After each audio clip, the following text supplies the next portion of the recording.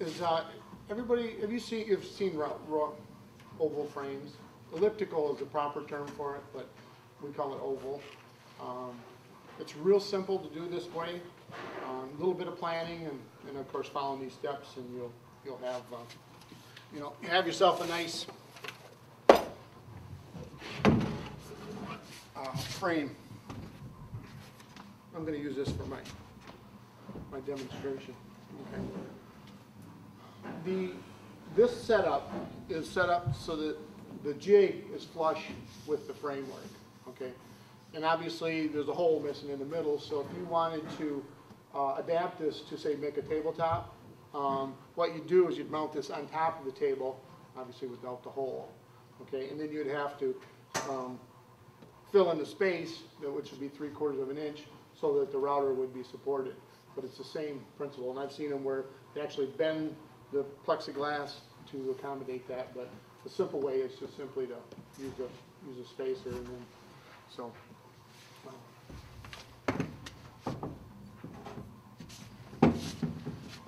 Couple of key things to making the frame. I like these. There's been a lot of talk about using scrap wood tonight.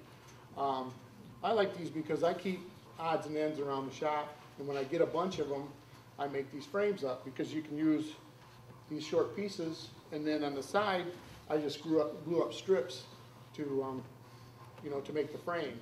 So, because when you end up cutting it away, and you'll see later when I cut it out, that you're only using 3 inches all the way around, and it seems like such a waste. So it's kind of nice to use those cutoffs and stuff that this is only 6.5 inches long, so it's nice to use those pieces of wood. And it's glued up, of course, just like a regular flat panel. When you glue up, say, a door frame or a door panel or something, I use the same principle. One thing that I really watch real careful is make sure, in this case, there's 4 pieces. Right? I make sure they're all exactly the same width, because it's important, because if they're not all the same width, then you create a gap where they're narrower. You're going to have stress on your frame, and then after you cut the frame out, more than likely you'll have a crack there. So you take your time to make sure that they're all exactly the same width. Okay. Everything else is kind of it's really kind of just depends on your finish size. You can have a longer one or wider. You just plan it accordingly. Now this particular jig, all you have to do to make it larger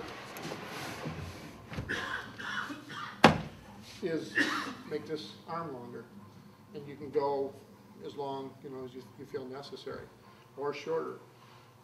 I like them. I keep them pretty much just the length of kind of the average size frames. I make these in batches, so I kind of keep them that size, and this is pretty much the same size material I use all the time. So I just cheat and write it all down here. So.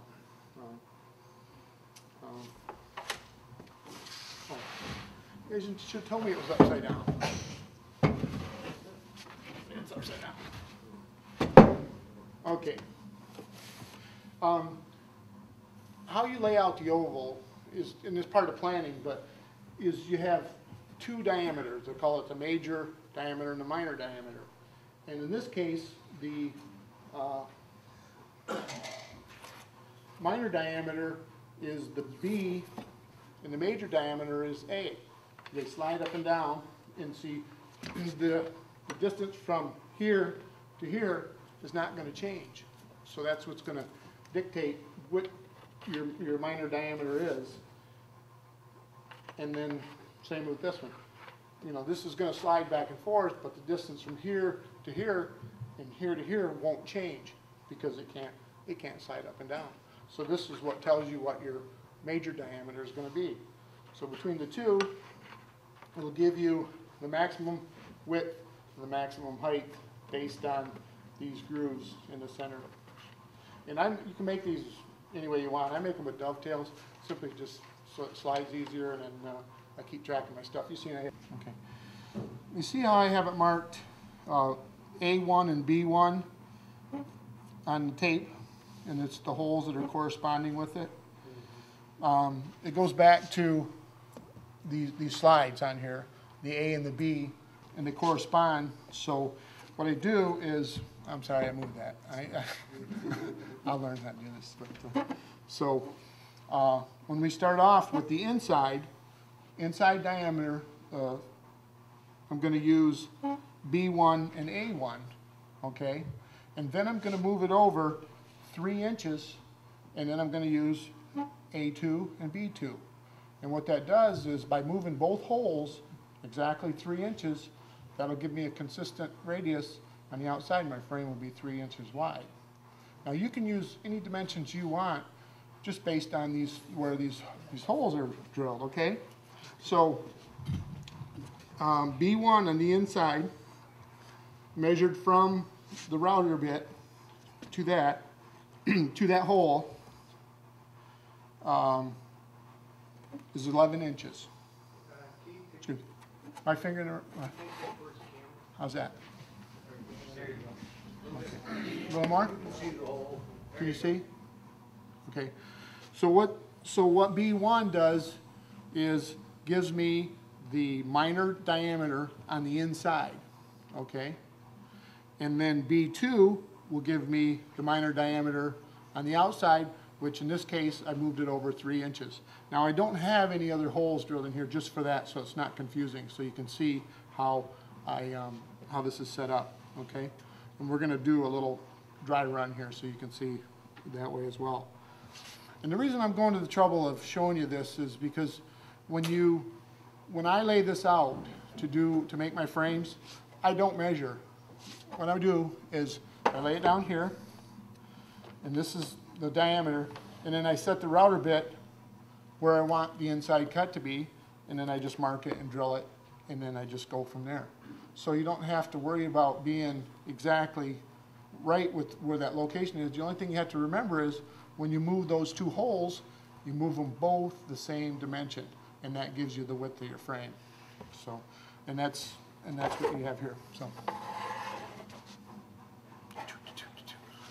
So anyways, so that's the way it's set up. That's how I lay it out. And I'm going to do a little quick run. I don't know if you. So we're going to start off with the inside diameter, and it's A1 and B1. Okay. And you can kind of see as I move it, one of the critical parts is right here in the corner. Okay, because it kind of cuts short. All right. And as it goes around, and that gives me my my inside diameter, both. Okay,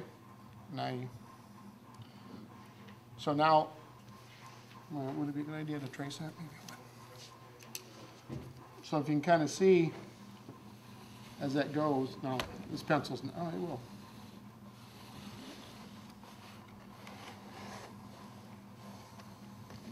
And this is, of course, rough because it's an ink pen.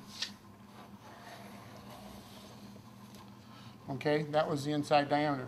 All right, now I'm going to go to the outside. I'm going to move it over 3 inches. And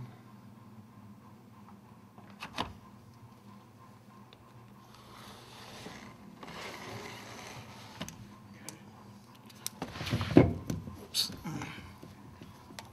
Knock it off.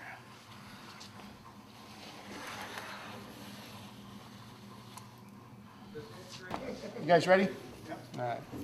Now, of course, you start it with the router bit not engaged in the wood. In this particular case, I got just a little bit of room to wiggle. So.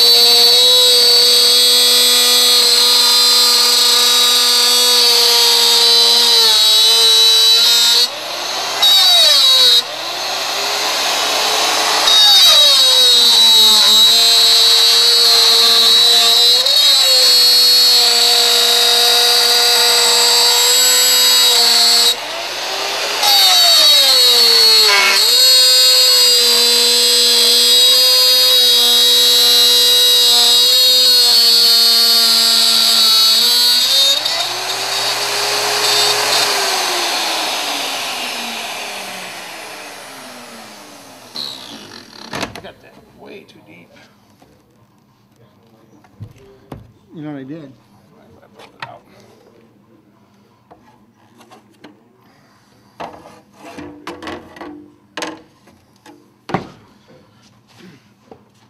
I started that cut too deep and it pulled the router bit loose.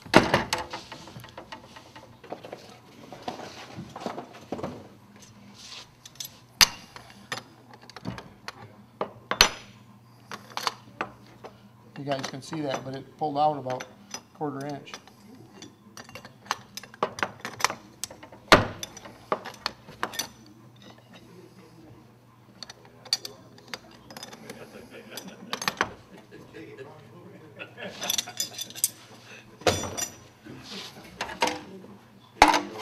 I can promise you that next one's not going to go as hard. Okay, so now I'm moving the router over 3 inches. I'm going to cut the outside. I'm not going to cut nearly as deep as I did that last time. I did notice you did one very smart thing safety-wise. What's that? Oh, unplugged it? Yeah. Yeah, I work alone, so safety is right there. Did you lock that down? Yeah, no, it's gonna, I gotta turn it and set it. In my shop, I have a cord reel that hangs directly over my bench, and that saves a lot of headache because it doesn't get tangled up. After you make a few passes, it's, oh, okay. I just got a volunteer. No, yeah. Thanks. Yeah, yeah.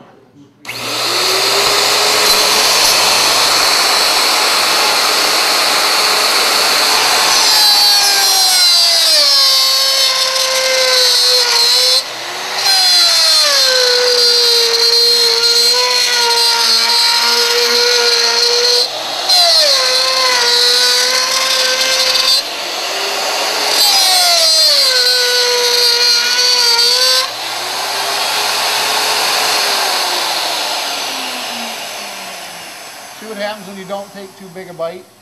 That's the way it's supposed to be. That first one was just, but the bit was down so far. So, and then now with the, you can see, you know, I got my 3 inches wide, and this is actually, it's more of a guess because the, the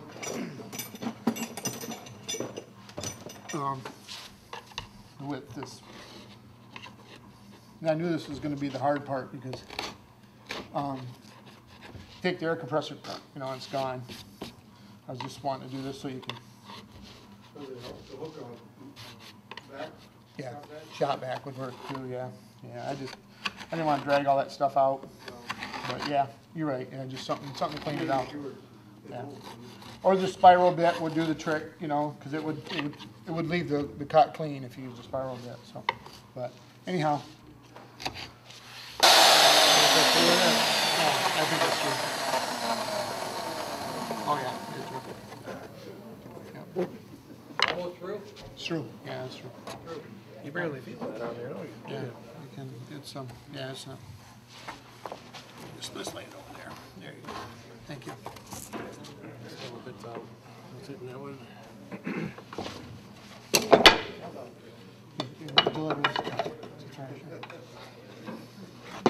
There it is. So here was the tape that was on the back, and you don't need much. Back here. And you can see there's a few burn marks and stuff, but which they sand out pretty good.